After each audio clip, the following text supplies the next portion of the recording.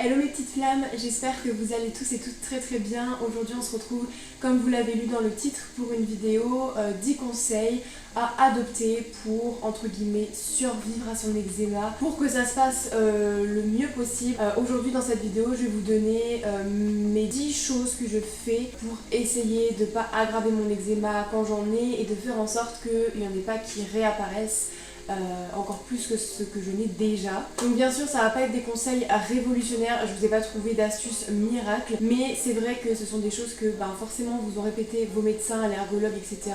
Et très honnêtement, pour être franche, au début j'avoue que j'ai pas trop cala parce que j'étais en mode de toute façon ça partira pas, donc en fait je vais vivre ma meilleure vie et rien faire. Sauf que depuis que j'ai mis en place ces petites choses, globalement j'ai mis en place ces trucs là, ces conseils là. Il faut dire ce qui est, c'est quand même largement mieux. Donc voilà, ce sont des conseils que j'ai eu de la part du corps médical et ce sont des conseils que j'ai pu remarquer moi en testant des choses.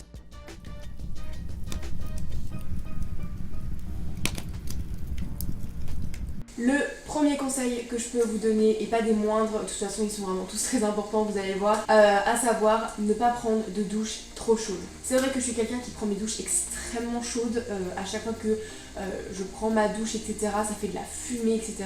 Ça favorise plein de choses, les vergetures, c'est pas très bon pour la santé déjà de base. Mais en plus, le fait de prendre une douche trop chaude, déjà quand on a de l'eczéma, c'est un petit peu chaud, c'est un petit peu en feu, d'où le prénom Fire Skins que je nous ai donné. Donc déjà de base, on a une peau de feu comme j'aime appeler ça. Donc c'est pas la peine d'en rajouter, je vous demande pas de prendre des douches froides, même si éventuellement pour la santé et pour l'eczéma c'est vraiment le top. Et bon voilà, on va pas se mentir, qui a envie de prendre une douche froide tous les jours de sa vie? Clairement personne je pense, il y en a, ça existe certainement, mais c'est pas ce qu'on veut. En tout cas essayez de prendre une douche chaude, vous avez le droit, mais pas brûlante comme je peux le faire et comme vous pouvez peut-être certains le faire. Parce que voilà, c'est vraiment pas bon de manière générale, mais encore moins pour l'eczéma. Donc prenez une douche tiède, ça sera très bien. Ensuite un truc que j'ai moi-même expérimenté et voilà ça se voit direct, c'est de couper vos ongles. Donc quand vous êtes un garçon généralement vous avez les ongles courts, après il y a des garçons qui portent les ongles longs, grand bien leur face, mais en tout cas que vous soyez une fille ou un garçon, si ce n'est pas le cas, coupez vos ongles parce que plus vos ongles seront longs et plus ça fera de dégâts quand vous allez vous gratter. Alors moi je suis clairement pas un exemple, mais je peux pas porter les ongles courts parce que dans mon métier, vu que je suis prothésiste ongulaire, voilà, c'est quand même mieux d'avoir les ongles bien faits, etc. Maintenant quand même sachez que des faux ongles, contrairement à ce qu'on pourrait croire en fait, les faux ongles ça fait beaucoup moins mal que des vrais ongles. Pendant les 2 premières semaines du deuxième confinement, j'avais tout enlevé, j'avais juste mis du semi-permanent et je me suis tellement blessée parce que le faux ongle ça fait pas pareil, vous voyez, c'est pas une matière de notre corps, donc on a tendance à pas se gratter pareil. Enfin, si vous avez envie d'avoir des longs ongles, j'ai envie de vous dire privilégiez les faux ongles, si je peux dire ça comme ça, mais dans tous les cas c'est clairement mieux d'avoir les ongles courts, comme ça quand vous vous grattez ça fait beaucoup moins de dégâts et vous allez beaucoup moins avoir de risque de vous blesser. Donc moi je vous conseille ça, mais je ne suis pas un exemple. Troisième conseil que je vous donne, c'est d'utiliser une huile de douche adaptée. C'est vrai que c'est quelque chose que je fais absolument pas parce que l'huile de douche, généralement ça pue, c'est pas très cool, c'est pas très sensoriel, c'est pas cool d'utiliser ce genre de truc, mais je vois vraiment une différence quand j'utilise une huile de douche. Par pitié, bannissez déjà les gels douche, ça c'est clairement pas possible, c'est encore pire. À la limite, si vous voulez des senteurs un peu sympas, privilégiez les crèmes de douche, c'est un petit peu mieux. Maintenant, ce qui est encore mieux, même si c'est pas révolutionnaire, c'est d'utiliser le Sanex 0%. Je sais que c'était ça ou mon allergologue, je sais plus, qui m'avait recommandé cette marque et c'est vrai qu'en gel douche de grande surface on va dire que c'est ce qui marche le mieux. Donc voilà, je vous conseille ce gel douche là. Après vous pouvez utiliser de temps en temps si le cœur vous en dit des crèmes de douche un petit peu sensorielles avec des odeurs sympas. Moi-même je le fais la plupart du temps, mais c'est vrai que quand j'utilise une huile de douche ça va carrément mieux, je le sens, j'ai la peau qui est beaucoup moins sèche et vu qu'elle est beaucoup moins sèche je vais avoir tendance à moins me gratter parce que forcément quand on a l'eczéma de base on se gratte, mais quand elle est encore plus sèche on se gratte encore plus. Donc voilà, je vous recommande vraiment de vous doucher avec une huile de douche. Je vous recommande celle-ci si j'arrive à vous trouver une image de chez Eucerin. C'est ma préférée, pH 5 quelque chose. De toutes les huiles de douche que j'ai pu essayer, c'est celle que je préfère. Évidemment conseil numéro 4, et ça va avec le conseil numéro 3, à savoir de prendre une crème pour le corps qui est adaptée. Vous pouvez oublier tout ce qui est crème The Body Shop avec des paillettes, les senteurs à la mort moelleux, genre cassis fleuri et compagnie. Ça c'est clairement à bannir. Ça par contre c'est un truc que je fais vraiment. J'utilise pas de crème un petit peu voilà, un peu sympa. Moi j'utilise mon baume relipidant de chez Mercurochrome. C'est une découverte juste dingue. Il faut absolument que je vous fasse le post sur Instagram mon Instagram s'affiche juste ici si vous voulez aller me suivre. Prenez une crème adaptée à l'eczéma, aux peaux atopiques, parce que franchement vous vous porterez bien mieux, la peau sera réellement nourrie avec des agents qui sont adaptés, des agents qui peuvent contrer les effets et l'eczéma en règle générale. Toutes les douches vous devez vous crémer et ça c'est quelque chose que j'essaie vraiment de faire parce que pareil, plus vous entretenez votre peau, plus vous la nourrissez et moins elle va être sèche et moins elle va vous gratter. De toute façon l'eczéma c'est un cercle vicieux. Ensuite, cinquième conseil, vous ça va s'appliquer avant de mettre la crème, que ce soit pour le visage ou le corps, c'est de l'eau thermale. Ce produit a révolutionné ma vie, c'est quelque chose qu'on me conseille depuis vraiment le début, c'est indispensable. Vous pouvez l'appliquer sur le corps, sur le visage, ça va permettre d'enlever le calcaire de votre peau parce que le calcaire c'est le pire ennemi pour l'eczéma, sincèrement c'est une catastrophe. Donc je vous recommande vraiment de vous vaporiser une petite eau thermale et voilà, c'est un indispensable. Et après vous vous crémez le corps et vous allez vraiment voir, tester je vous jure, et dans les commentaires revenez dans 2-3 mois et vous me direz ce que vous en pensez. Ensuite encore un conseil, le sixième, et ça va toujours plus ou moins avec le rituel de la douche parce que c'est une étape qui est super importante quand on a de l'eczéma, c'est vraiment de ne pas laisser sécher votre peau à l'air libre. C'est-à-dire que des fois dans les films, vous voyez les filles elles sont en train d'avoir leur serviette sur la tête pour laisser sécher leurs cheveux et puis elles ont la serviette comme ça juste ici, puis elles appellent leur copine à boire un chocolat chaud et compagnie. Ça vous oubliez les girls, les boys, c'est terminé, ça c'est pas du tout pour vous. Si vous laissez sécher votre peau à l'air libre, ça va encore plus vous tirer. Le calcaire va avoir le temps de pénétrer dans votre peau. Enfin, vraiment, faut pas faire ça quoi. Septième conseil, et il va vous paraître super bateau, et vous allez me dire non mais Manon, t'es bien gentille, mais genre oui merci quoi. Mais sincèrement c'est quelque chose que j'ai pas fait pendant super longtemps. À savoir, si vous avez un traitement de fond, prenez-le. Parce qu'en fait, moi j'ai un traitement de fond, donc c'est la déloratadine. Je crois que au niveau pourcentage de cortisone, c'est celui où il y en a le moins, il me semble. Je tourne avec de la déloratadine en ce moment parce que ma peau va un petit peu mieux. Mais c'était un truc que je prenais vraiment occasionnellement quoi. Je pensais vraiment que c'était un Doliprane, c'est-à-dire que ça agissait dans la demi-heure ou dans l'heure. Alors que pas du tout, un traitement contre les allergies. C'est un traitement de fond, c'est pas pour rien que ça s'appelle comme ça, c'est vraiment que ça va avoir des effets si vous le prenez régulièrement, quotidiennement, la dose prescrite par votre médecin. Et voilà, moi j'avais tendance à le prendre en mode quand je faisais une crise comme un Doliprane et il faut absolument pas faire ça. Donc sincèrement, prenez votre traitement de fond. Je sais que c'est chiant, moi pendant très longtemps j'étais en mode non, je vais pas prendre mon traitement parce que c'est bon, j'ai le droit de vivre comme tout le monde, enfin c'est bon, ça me fait chier, c'est pas parce que j'ai des allergies que je vais pas me coltiner un traitement. Je suis pas contre les médicaments, mais vous voyez, c'est un peu relou. Donc sincèrement, vraiment prenez-le, c'est quelque chose que j'ai négligé pendant très longtemps et pourtant ça a vraiment son importance. C'est de pas être en contact avec vos allergènes, sincèrement. Moi je suis allergique aux poils de chat et aux poils de chien. C'est vrai que mes parents et moi à l'époque, on avait adopté un chaton, 2 chatons même. Un chien parce que c'est ce que je voulais et voilà aujourd'hui j'en suis très contente et il n'y a pas de souci.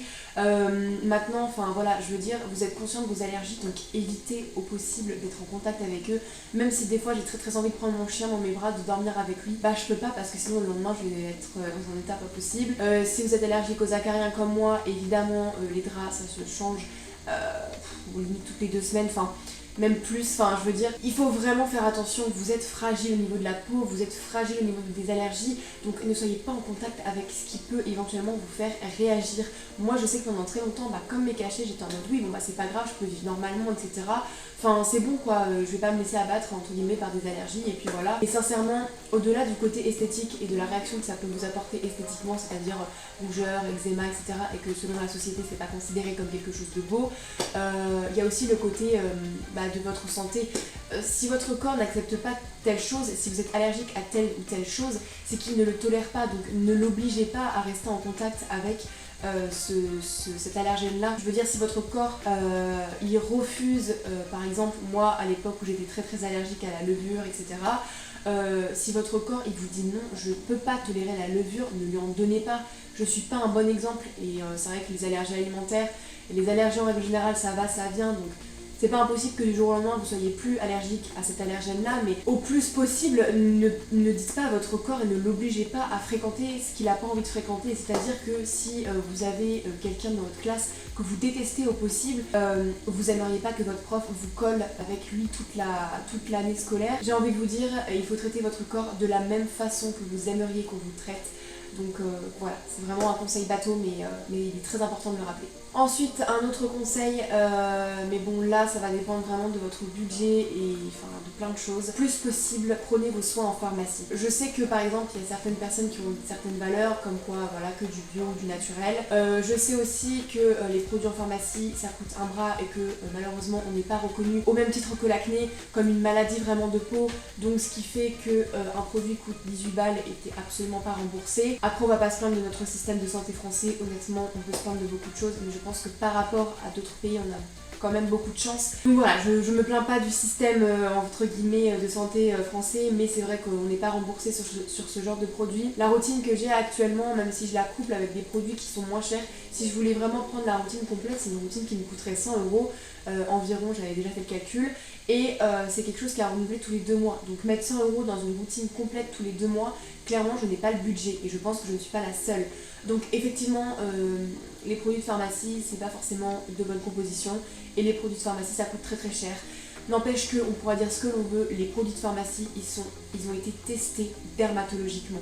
Ce sont des années de recherche et ce sont des produits qui sont confectionnés avec des ingrédients qui font du bien à votre peau, qui font du bien à votre eczéma, à votre sécheresse. Ce sont des formules qui sont spécifiques pour les peaux atopiques et on pourra dire ce que l'on veut. Après il y a des produits qui sont beaucoup moins chers et qui sont très très bien aussi, encore faut-il les trouver, mais voilà, si vous avez les moyens et si vous pouvez sincèrement utiliser que des produits de pharmacie, c'est vraiment ce qu'il y a de mieux en fait. Et le dernier conseil, le 10e que je vais vous donner, et là pareil c'est hyper bateau et c'est tellement difficile et finalement on ne sait pas vraiment si c'est aussi un petit peu psychologique à la fin, c'est-à-dire ne vous grattez pas. Je sais que c'est très très difficile de pas se gratter quand on a de l'eczéma. Avec le confinement et au travail, le fait de porter des gants et de pas devoir se toucher le visage, je me suis vraiment rendu compte à ce moment-là que je me grattais tout le temps et que c'était même plus devenu une nécessité, c'était devenu un tic. Et du coup, c'est vrai que je me gratte très souvent. C'est vraiment limite une routine. Enfin, c'est-à-dire que vraiment, je me gratte tout le temps et des fois même pas quand j'en ai forcément besoin. Donc, le plus possible, évitez de vous gratter. Après, je sais très bien comment c'est difficile. Je vis la même chose que vous. Et c'est vrai que des fois, pour l'entourage, je vois ma mère, mes parents qui me disent tout le temps. Arrête de te gratter. Ah ouais mais les gars c'est comme quelqu'un qui, je sais pas moi, qui ronge ses ongles ou quelqu'un, je sais pas, qui a tendance à toucher ses peaux sur les mains. Enfin je veux dire, c'est plus devenu en fait un... Donc même si je sais que c'est vraiment super difficile à faire, s'il vous plaît évitez de vous gratter au maximum parce que moins vous allez vous gratter et moins votre peau va être fragilisée et du coup ça sera beaucoup plus confortable. Moins vous allez vous gratter et moins vous aurez d'eczéma, ou en tout cas le fait de se gratter entraîne encore plus d'eczéma et encore plus d'eczéma entraîne l'envie de se gratter. Enfin voilà, comme je vous l'ai dit tout à l'heure, c'est un cercle vicieux. Donc plus vous arrêterez, en tout cas que vous essayerez de moins vous gratter et plus ce sera bénéfique pour votre peau. Voilà tout le monde, j'espère que cette vidéo vous aura plu. Voilà, c'est pas des conseils de fou comme je vous le disais, mais je pense que c'est important de le rappeler et que peut-être que certains vous les avez un petit peu oubliés parce que voilà, le médecin des fois il est un petit peu relou. Donc n'hésitez pas à me suivre sur mon Instagram, je vous le remets ici pour aller voir le post par rapport à cette vidéo. Et n'hésitez pas à liker, commenter, partager. Comme je dis toujours, si c'est pas vous que ça va aider, ça sera peut-être bénéfique pour quelqu'un. Voilà, en tout cas moi j'ai fini, je vous fais de très très gros bisous et on se retrouve la semaine prochaine. Salut!